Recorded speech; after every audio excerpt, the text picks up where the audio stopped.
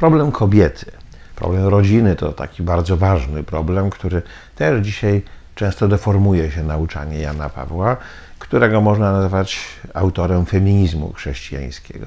Od samego początku swojego nauczania, od właśnie pierwszych właściwie lat, bardzo mocno problem kobiety podkreślał i pokazywał, jak on jest ważny.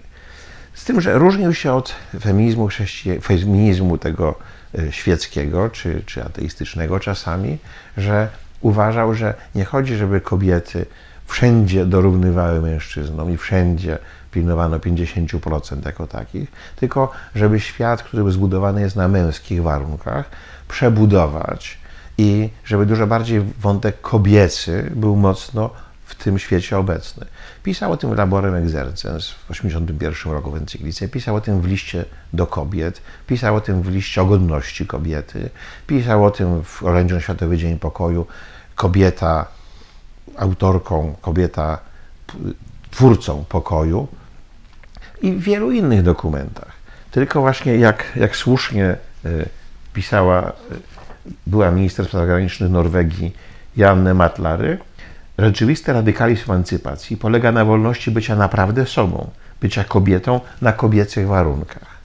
I taką przebudowę świata proponował Jan Paweł II. Na tym polegał feminizm. Pisał o geniuszu kobiety i że przy absolutnej równości, godności musimy dążyć do dopełniania tych dwóch elementów i tworzenia rodziny, stabilnej rodziny, przez wzgląd na dzieci, która jest komunią osób. I to przez dziesiątki lat nie było wcale zbytnio kontrowersyjne. Po jego śmierci Gazeta Wyborcza stworzyła taki dodatek lekcji Jana Pawła II, 16 różnych lekcji.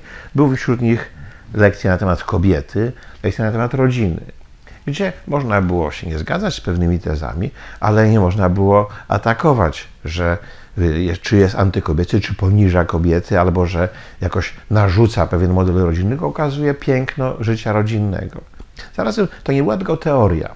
No, to taki zabawny, ale prawdziwy przykład to wielka konferencja ONZ-u na temat kobiet w Pekinie, gdzie przyjechały delegacje ze 190 państw z całego świata. Z polskiej delegacji przewodniczył Włodzimierz Cimoszewicz, a na te 190 krajów tylko jedna delegacja miała na czele kobietę. To była delegacja Watykanu.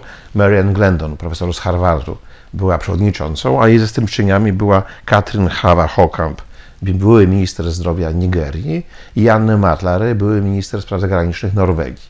To była najbardziej sfeminizowana delegacja z wszystkich. I Jan Paweł II również w tej wersji teologicznej na przykład wprowadził 3 kobiety jako patronki Europy. Świętą Brygidę, świętą Katarzynę ze Sieny i świętą Edytę Stein, Benedyktę od Krzyża. To w tych różnych poziomach i różnych warstwach Jan Paweł był wielkim promotorem geniuszu kobiety i budowania, odkrywania piękna kobiecości. Za co jest krytykowany, to że podkreśla piękno macierzyństwa i piękno stabilnej rodziny, która buduje wspólnotę osób, ale to wydaje mi się, że powinno być traktowane jako bardzo poważna propozycja, co najmniej przez ludzi, którzy nie podzielają tych poglądów, a na pewno nie powód, żeby atakować. Jest rodzina, pisał Jan Paweł, jest podstawową komórką ekologii ludzkiej, w której człowiek otrzymuje pierwsze i decydujące wyobrażenie związane z prawdą i dobrem. Uczy się, co znaczy kochać i być kochanym, a więc co konkretnie znaczy być osobą. Myślę, że bardzo nam potrzeba tej refleksji. Właśnie dziś budowanie stabilnych rodzin i też odkrywanie geniuszu kobiecości i przy macierzyństwie podkreślanie też piękna ojcostwa i wagi ojcostwa, partnerskiego ojcostwa.